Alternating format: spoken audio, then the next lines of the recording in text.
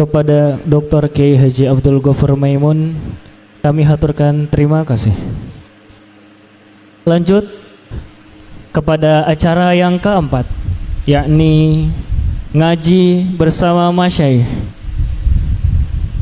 Pertama, kepada Kiai Haji Ahmad Bahauddin Nur Salim, kepadanya waktu dan tempat dipersilahkan.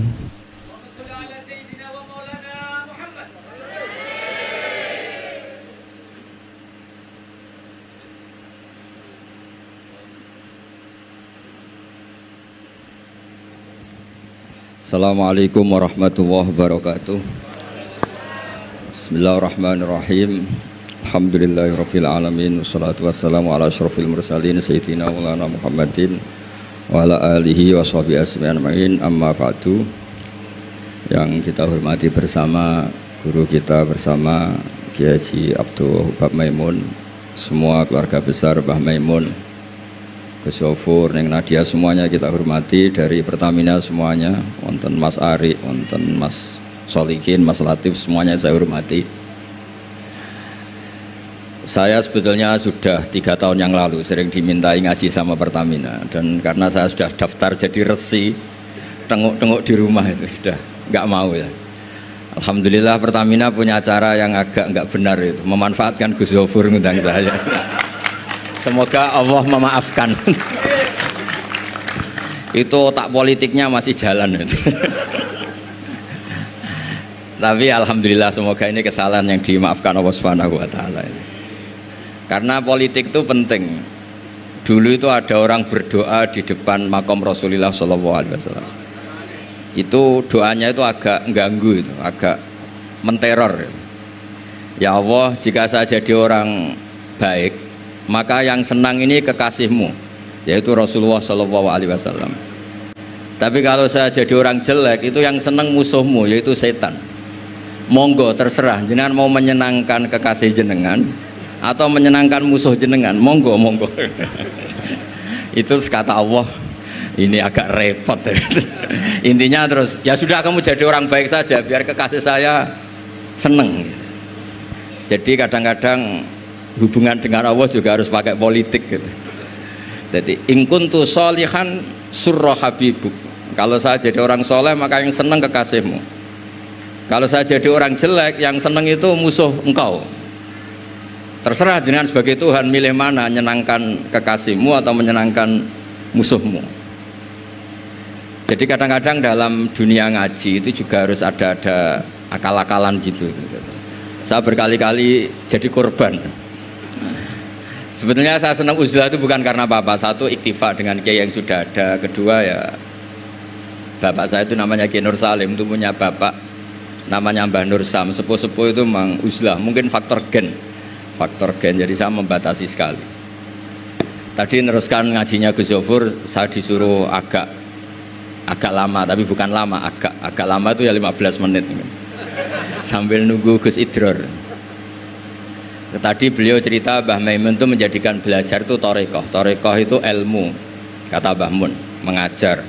Jadi beliau saking tawaduknya nggak pakai bahasa Arab. Memang teks hadisnya itu Arabnya itu ad-dunya mal'unah, mal'unun ma fiha illa dzikrawah wa ma walahu, aw aliman aw muta'aliman. Jadi dunia ini semuanya terlaknati kecuali yang terkait ingat Allah, ingat belajar, ingat ilmu. Saya sering, karena saya ini termasuk peneliti, saya bikin analogi. Ada rumah itu lengkap, ada kamar mandinya, ada kamar tidurnya, ada makanannya. Tentu yang masuk rumah itu terburuk itu adalah nggak ngerti yang punya rumah itu siapa. Nggak punya rumah itu siapa, kamu langsung makan, langsung tidur, langsung memanfaatkan isi rumah itu, tanpa ingin tahu yang punya siapa. Betapa buruknya itu. Nah, kira-kira seperti itulah pengajaran kita di pesantren. Pertama yang harus kamu ngerti itu ma'rifatullah. Kamu tahu yang punya dunia ini siapa. Kok tahu-tahu kamu pakai minyaknya kamu bor Pak Ari, terus dijual, terus menghidupi sekian banyak orang, itu milik siapa? Itu tidak milik direkturnya, milik Allah Subhanahu wa taala. Jadi memang ngerti itu nomor 1. Jadi ya sama, kamu mau sowan sini itu harus matur Mbah Ubab sebagai putra Mbah Mun tertua, matur Mbah Ghafur, Kalau ngundang saya ya harus lewat Gus Gofur. Jadi pokoknya harus ngerti dulu gitu. Intinya itu harus ngerti dulu. Itu ada orang Gus biasa dimarahi istrinya tuh senengnya sama saya bukan main. Karena saya sering cerita ilmu itu penting. Yang bikin orang nggak kaget tuh ilmu. Kamu tahu kan istri kamu pantangannya itu kamu pulang nggak bawa uang, udah gitu punya cerita di luar kamu tuh nggak macem-macem. Ya Gus tahu. Setelah pulang betul-betul tidak bawa uang, ada kabar kamu macam-macam. Istri kamu marah, tidak marah. Setelah marah betul, Anda harus bangga karena itu sesuai teori ilmu Anda. Akhirnya setiap dimarahi istri itu dia bilang, ternyata ilmu saya akurat, ilmu saya benar gitu. Jadi ilmu itu penting supaya kalau kita ngalami apa itu tidak kaget. Di mana-mana atasan itu ya marahi bawahan, bawahan itu takut sama atasan. Suatu saat kamu dimarahi Pak Ari, ya berarti sodako ilmu saya memang akurat. Karena ada ilmu yang mengajarkan bawahan marah sama atasan. Ya sudah anggap saja itu sesuai teori. Jadi enak lah anut ilmu itu enak. Tadi kalau Gus Zofur cerita dulu di Madrasah Sarang sampai di Al-Azhar itu takutnya kiai itu kalau diancam santri itu boyong. Memang ketika saya ngaji sama mas saya Sarang termasuk sama Mbak Ubab itu masyhur itu kalau ada orang nggak naik kelas itu kiainya diancam saya naik atau kembali ke terminal. Itu kiai biasanya takut. Itu cerita terkenal. Ternyata di Al-Azhar sama. Tadi ada anak Thailand nggak hafal 8 juz bawa tiket Gus. Saya pulang ke Thailand tidak jadi orang, Pak dosen yang dosa. Lulus. Lah itu di cerita-cerita yang diceritakan Said Muhammad termasuk di Abu Abdul Farad juga gitu. Ada orang tuh dosanya banyak sekali, kesalahannya banyak sekali. Sampai diceritakan itu kesalahannya digelar itu tis'atan wa tis'ina sijillan. Kullu sijillin maddul basor. Jadi dokumen kesalahannya itu 99 box kotak, per kotak itu sepanjang mata melihat. Sampai orang ini putus asa karena pasti masuk neraka. Tapi kata Allah, kamu tenang saja. Dan Allah itu sangat, ya kalau boleh dibahasakan itu sangat fair. Sampai Allah tanya, adzolamat kakatabati, apa para penulisnya itu dolim sama kamu sehingga sentimen kalau kamu jelek ditulis, kalau baik gak ditulis. Enggak Gusti, memang saya salah betul. Jadi diantara pertanyaannya Allah itu adzolamat kakatabati. Akhirnya terus sampai itu nyata salah, terus kata Allah, la zulma alaikal yaum, kamu tenang saja, kamu punya satu kebaikan. Terus Allah mengeluarkan satu kotak kecil. Terus kata orang itu, sudah Gusti, gak usah, gak penting.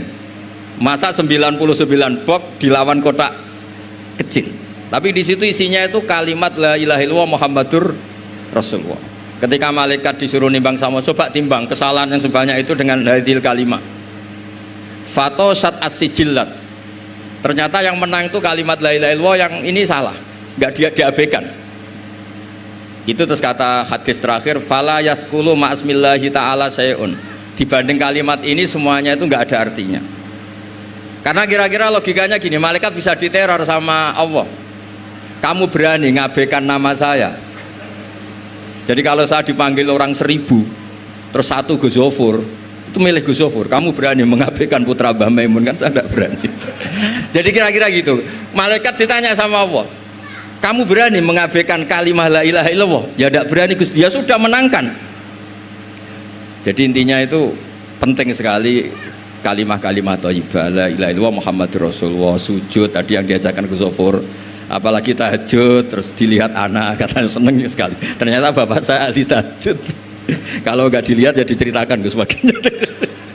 Tapi apapun itu supaya analogi ya, agama itu dimulai diantaranya selain Quran, hadis, ijma itu kias. Kias itu analogi. Ya kayak tadi, kamu masuk rumah, di situ semuanya lengkap, fasilitas lengkap, kamu pakai aja tanpa terlintas tahu yang punya itu siapa, yang mengizinkan itu siapa. Betapa buruknya itu. Sama betapa buruknya kita nikmati alam raya ini kemudian tidak tahu yang punya siapa. Nah, mengerti itu disebut ma'rifatullah. Sehingga orang yang tidak ngerti itu termasuk dalam riwayat tadi, ad-dunya mal'unatun mal'unun ma fiha illa dzikrawah wa mawalahu aw aliman aw muta'aliman. Nggih niku ngoten mawon, nak kata-kata sing bingung mboten kula tok, jenengan luwih bingung. Mergo napa nggih? Repot kabeh. Ilmu nak kakean repot. Kula mawon repot malah jenengan repot. Soalnya tak janjeni swarga ngoten mawon kersane seneng. Mau jare Gus Gofur ngoten. Ado-ado Semarang rene numpak bis mlebu hadis man salaka tariqan yaltamisu fi ilman sahalallahu lahu tariqan apa ilal jannah. Jadi pokoke ngaji teng adat pesantren guys, pokoke sing seneng wis mboten ngancam-ngancam wis. Wong ni wasiate bapak kula. Bapak kula sering cerita, wong ning omah diamuk bojone utange akeh, ning tempat ngaji diancam neraka. Dadi ning omah diancam, ning tempat ngaji diancam. Jadi min jahanam ila jahanam. Kata bapak saya, pokoke ngaji ku sing seneng. Alhamdulillah guru saya juga guru bapak saya Mbah Maimun tuh kalau ngaji ya guyon itu. Sampai pernah beliau cerita, aku tahu disalahno wong ngaji kok guyon terus. Dawe Mbah Mun lucu. Mergo aku wis iso maca, cara rapati iso ya ora iso guyon, mergo wis meruntus roh kitab iku. Mas kok mikir tertibe piye wis meruntus. Ora kober apa? Guyon. Supir nampun ahli kan santai mawon guyon, nak latihan kan tegar. Dari kadang-kadang guyon itu buktekno alime orang tertentu, tapi tentu yang sekali Mbah Mun, yang sekali orang-orang itu. Nggih mboten mawon kula kepengin nggih pokoke jenengan ngerti lah kenapa yang tidak malun, yang tidak terlaknati itu orang yang ngerti. Karena kamu masuk Pertamina harus tahu direkturnya siapa, prosedurnya kayak apa, masuk rumah juga gitu, nyupir juga gitu. Pertama yang harus tahu ini remnya kayak apa, semuanya harus tahu. Dan tentu di alam raya ini yang penting adalah tahu. Makanya Imam Bukhari ketika cerita babu fadilatil ilm, terus beliau mendalil qala ta'ala fa'lam annahu la ilaha illallah fabada'a bil ilmi. Kata beliau kalimat yang menyelamatkan dunia akhirat itu la ilaha illallah Muhammad Rasulullah. Hanya kata ilmu yang bisa mendahului kalimat itu, yaitu fa'lam annahu la ilaha illallah. Jadi kalimat yang sesakral itu gak ada kata yang mendahului kalimat itu kecuali kata ilmu, yaitu fa'lam. Kata Imam Bukhari fabada'a bil ilmi. Nggih ngoten mawon Mas Ari, matur nuwun sanget. Assalamualaikum warahmatullahi wabarakatuh.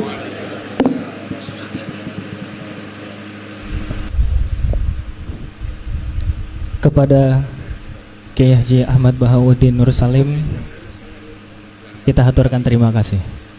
Kemudian sebelum kita beranjak kepada acara selanjutnya, kepada audiens dipersilahkan untuk bertanya. Satu dari perempuan dan satu dari laki-laki dipersilahkan. Oke.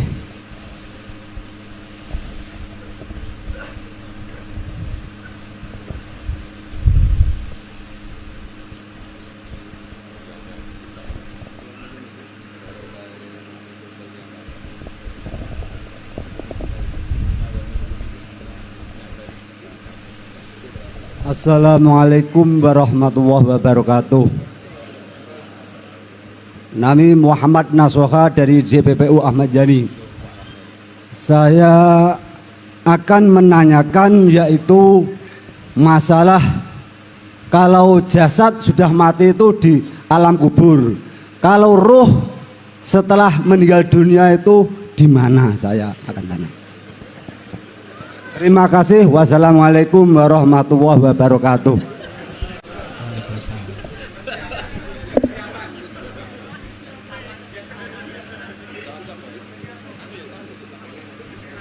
Cek. Mungkin dari perempuan ada yang mau bertanya, dipersilahkan. Yang dari perempuan, monggo dipersilahkan. Ada yang dari perempuan yang mau bertanya, dipersilakan.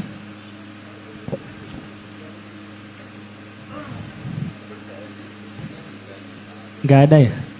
Ada. Mungkin satu lagi dari putra, nggih. Nggih.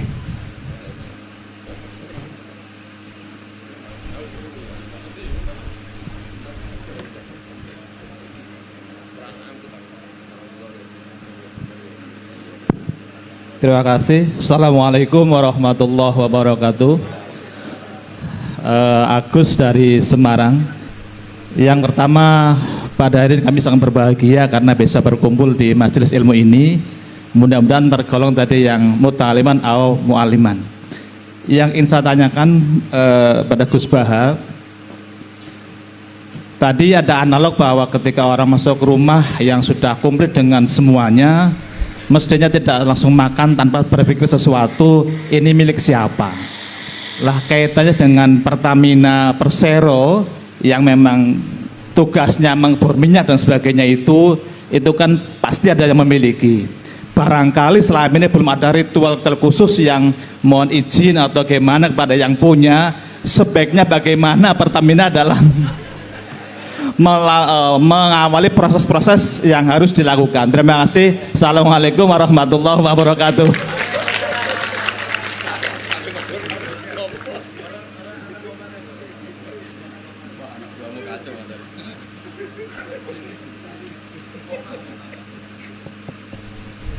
Yang roh yang jawab Gus Iid, kalau itu saya yang jawab. Cek. Masalah roh. Rohnya di mana Gus? Ikut pesawat terbang apa? Itu bagian pengisian bahan bakar Gus. Pesawat. Ya, bismillahirrahmanirrahim. Assalamualaikum warahmatullahi wabarakatuh. Alhamdulillah wassalatu wassalamu ala Rasulillah wa ala alihi wa sahbihi wa man wala wala haula wala quwata illa billah. Amma ba'd, yang saya hormati seluruh masyayikh dan dari jajaran Pertamina, terlebih Kiai Haji Abdullah Bagus Baha, Kiai Haji Abdul Ghafur, dan seluruhnya para ulama yang ada hadir di sini. Langsung saja mengenai roh itu yang saya baca. Jadi Al-Quran itu mengatakan kullu syai'in halikun illa wajhah, semua itu akan hancur kecuali Allah Subhanahu wa taala. Namun sebagaimana adat Allah Subhanahu wa taala, yang mana di sini Allah mempunyai sunnat Allah, walan tajida li sunnatillahi tabdila walan tajida li sunnatillahi tahwila. Allah itu mempunyai kebiasaan, yang mana kebiasaan Allah itu Subhanahu wa taala itu memberi mustasnayat. Likulli syai'in mustasnayat. Jadi umpamanya orang kalau makan biasanya kenyang. Orang biasanya makan akan kenyang, tetapi sesekali kadang makan nggak kenyang. Orang kalau masalah naudzubillah tertabrak, biasanya dengan kecepatan sekian akan meninggal.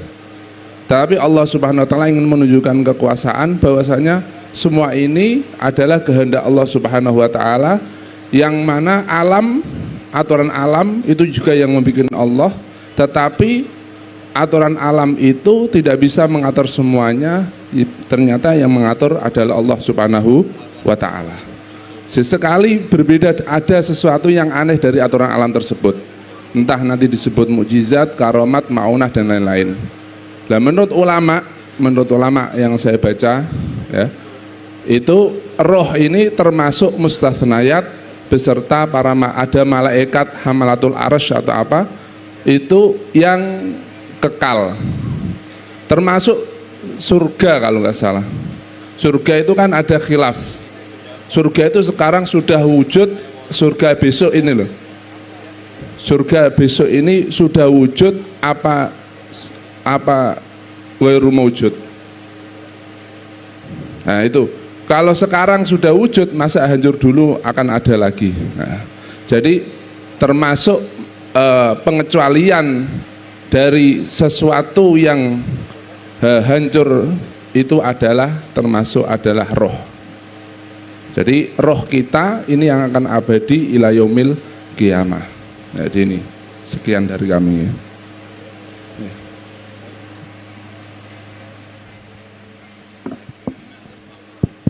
Ya, terima kasih ini ya Mbah Hasyim Asy'ari itu ya. Mbah Hasyim Asy'ari itu punya kitab namanya Risalatu Ahli Sunnah wal Jamaah. Mbah Hasyim Asy'ari itu pendiri Nahdlatul Ulama. Di bab-bab akhir itu ada cerita tentang yang ditanyakan oleh Pak siapa namanya? Pak Nasuha ya.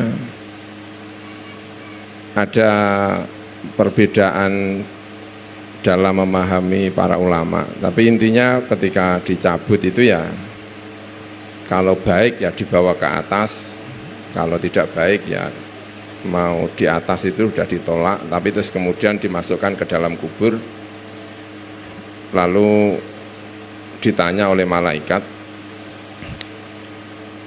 Nah, yang menarik itu tidak di dalam kitab risalah itu yang saya baca, dan saya pikir saya perlu menyampaikan ini.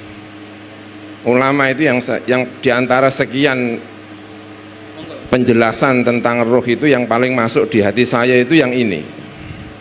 Itu kata ulama itu gini, kamu nggak usah nanya-nanya, nanti kalau kamu mati udah tahu sendiri gitu. Itu paling berkesan ya. Kesan, iya ya benar ini. Kenapa kok harus dikhilafkan? Karena ulama itu imajinasi itu macam-macam. Ada yang katanya yang dihidupkan itu badannya cuma atas tok. Ada yang mengatakan semuanya. Ada yang mengatakan lagi saking bingungnya itu ya atasnya tapi bawahnya ikut-ikutan. Itu saking imajinasi. Terus ulama yang terakhir itu yang menarik. Udahlah nggak usah nanya-nanya. Sebentar lagi kamu mati dan nah, tahu nanti kalau pengen ke dunia nanti bisa cerita-cerita setelah mati tapi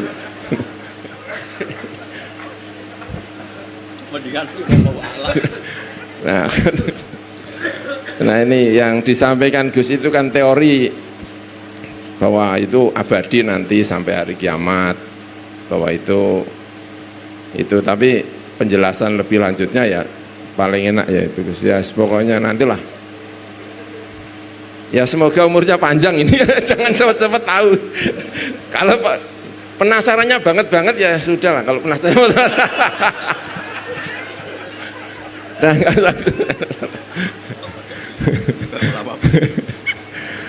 baik, itu yang saya sampaikan, terima kasih ya. Itu yang tanya siapa tadi itu? Agus. Seruat tanya. Bismillahirrahmanirrahim. Ini bedanya senior sama junior. Gus itu junior. Jadi ini kasihan ini masa ngeralat jawaban adiknya. Jadi memang di antara cerita kitab tasawuf itu nanti orang paling pinter ketemu sama orang bodoh itu sama-sama kesimpulannya wallahu a'lam.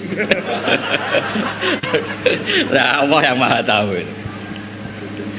Tadi yang Mas Agus ya, jadi ada sebuah hadis qudsi ketika Allah ditanya Nabi Dawud kalau nggak salah, sebagian riwayat Nabi Musa, pokoknya ditanya orang baik lah, ya Allah nikmat engkau sebanyak ini, lalu saya cara mensyukuri gimana? Kata Allah, cukup kamu tahu yang memberi nikmat itu siapa, yaitu saya, kata Allah. Yang penting misalnya kalau ngebor ya tahu kalau itu tidak milik mbah tua penunggu kayu besar atau dedemit siapa ya, kalau kita muslim ya tahu itu bismillahirrahmanirrahim. Jadi dalam ilmu yang saya kaji itu bismillah itu boleh, ahli fikih mengatakan itu sunnat. Tapi kalau ahli ilmu hakikat bismillah itu satu kelaziman, di mana-mana yang kita makan itu milik Allah. Kekuatan kita makan juga karena rahmat Allah. Apa artinya makanan kalau kita sistem saraf kita rusak gitu?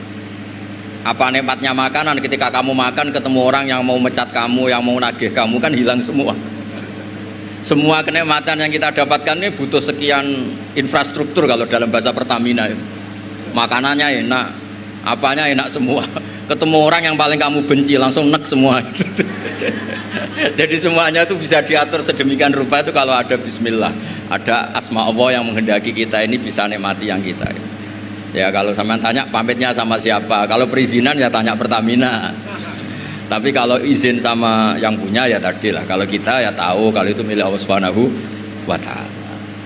Jadi nggak perlu mati dulu kalau bab ini nggak perlu mati dulu. Nggih, ngoten mawon, mugi-mugi paham pun, namun takok malih pun. Assalamualaikum warahmatullahi wabarakatuh.